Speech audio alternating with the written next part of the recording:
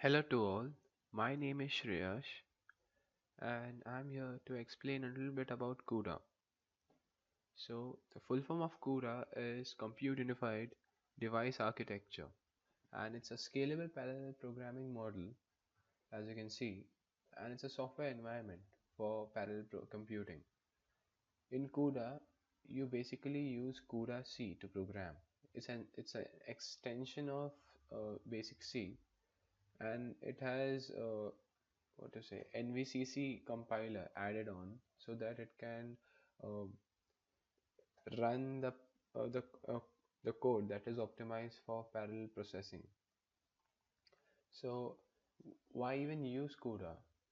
CUDA is used to basically run the hardware that is given to us or basically sold to us by NVIDIA. So NVIDIA sells GPUs, and GPUs are graphical processing units that are used in your everyday um, graphics creation on the computer. That includes gaming and maybe video editing. So it's a heterogeneous serial parallel programming model, and similarly, CUDA maps well to multi-core CPUs.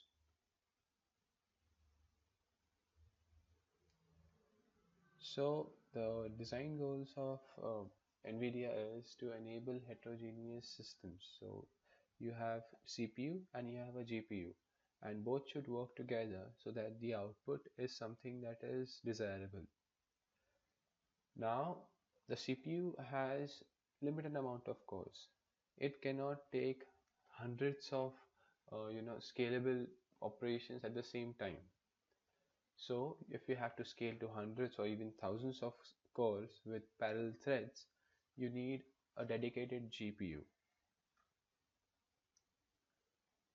And mostly you use parallel threads in you use it in parallel programming languages.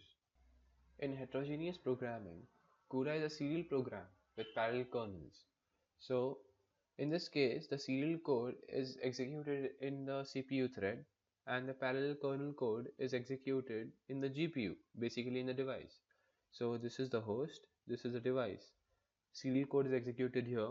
The parallel code or parallel things are executed in the kernel, parallel kernel. Similarly, this kernel has many concurrent threads. So each of the threads may be executed serially, basically one after the other, or concurrently. That is explained in detail later on. But these CUDA threads are divided into two basic types. So one is the physical threads that are situated on the NVIDIA GPUs, and in those cases, the GPU thread creation and the context switching are essentially free. Or the second type of threads are virtual threads, and that occurs inside the CPU core, which might execute with multiple CUDA threads. In this case, thread is the smallest element in the CUDA architecture. Many number of threads together make a block.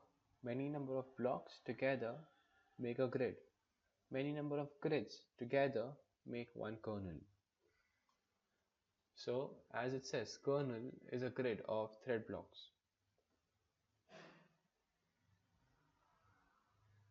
Like I said, these blocks cannot synchronize. The threads inside a block all run concurrently, but when it comes to blocks, when you have to run multiple blocks, they run serially, one after the other. So in the memory hierarchy, this is the smallest element, and this can access only per thread local memory. In this case, when it comes to a block, these can access per block shared memory, and when it comes to grid, it can access the global memory. In the heterogeneous memory model, The host memory, basically the CPU memory and the device memory, are connected, or basically there's transfer of information between them by a function called as CUDA mem copy. So it copies memory both from the host memory to the device memory and from the device memory to the host memory. CUDA language is basically C, and it has minimal number of extensions, so we call it as CUDA C. In this declaration, this kernel function is important for each CUDA program to run, which is underscore underscore global underscore underscore, and you name the type, which is void, and you name the particular kernel name. So you name it as kernel function, this particular function name, and it is a kernel function, runs on the device. So similarly, we also need this, which is a kernel function which is being invoked or basically being called in the main code.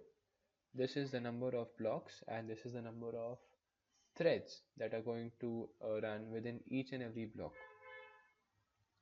You need to remember certain special variables like thread ID, block dimension, and grid dimension. This talks about the identification of each and every individual thread. This talks about the identification of each and every block, the dimension of each and every block. Similar goes with grid. So in CUDA runtime, these are certain functions that we need to know. This includes CUDA memory allocation.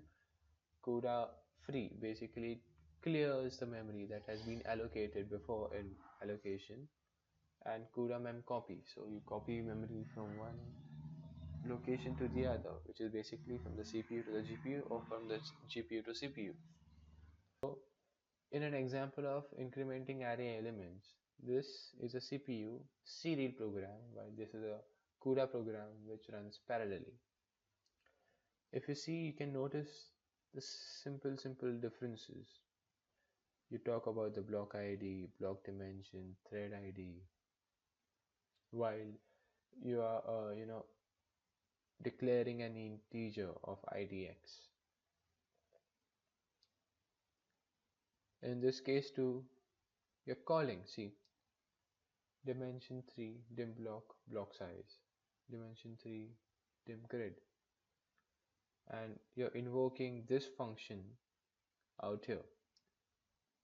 So this is the dim grid dim block abn.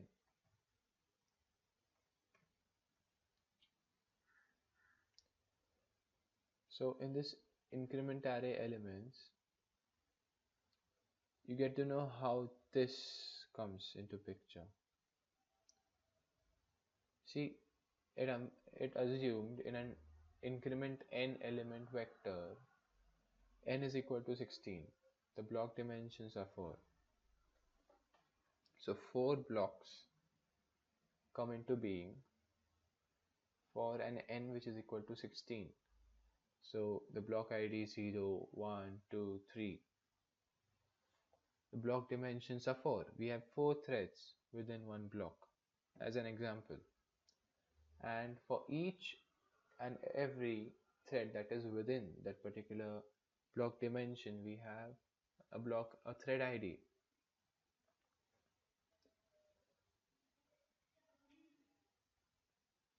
It will map from local index thread IDX to global index, and this is a common pattern that we all follow. In an example of host code, this is what we use to allocate host memory. This is what we use to allocate device memory. So this will allocate memory on the CPU, this will on the GPU. To copy data from host to device, this is what we use. So basically, CUDA memory copy from host to device, from host to device, source to destination. So basically, to execute the kernel, this is the block size and this is the number of threads that are there within. This this is to copy data from the device back to host. So in this case you use CUDA mem copy, and you have to copy CUDA memory from device to host, from device to host, source to destination. Similar here, source to destination, and we use this to free device memory, so CUDA free. So on memory spaces, each and every thread can read or write per thread registers. Each and every thread can read and write per block shared memory. Each and every thread can read or write per grid global memory. So per thread registers, per block shared memory, and per grid global memory. Each and every thread can also access or basically read and write per thread local memory, read only per grid constant memory. So constant memory it can read from, which is interacting with the host. So host can interact with the global constant and the texture memory. So each thread can also read per grid texture memory. The host can read or write global constant and texture memory stored in the DRAM, which is basically dynamic RAM. So basic features available in the device code, which are like sine function, power function, tan function, ceiling function, and this is the compiling for the CUDA. So in this case, for the basic C++ or C CUDA application, it goes through NVCC. In NVCC, it is divided into two parts, which is CPU code, and this goes into the PTX code. The PTX code is a parallel thread execution code. So in this case, it's a pseudo assembly language which is specifically used for by NVIDIA to run parallel thread execution. NVCC, NVIDIA compiler. So thank you very much for joining me and learning a little bit about CUDA. Thank you.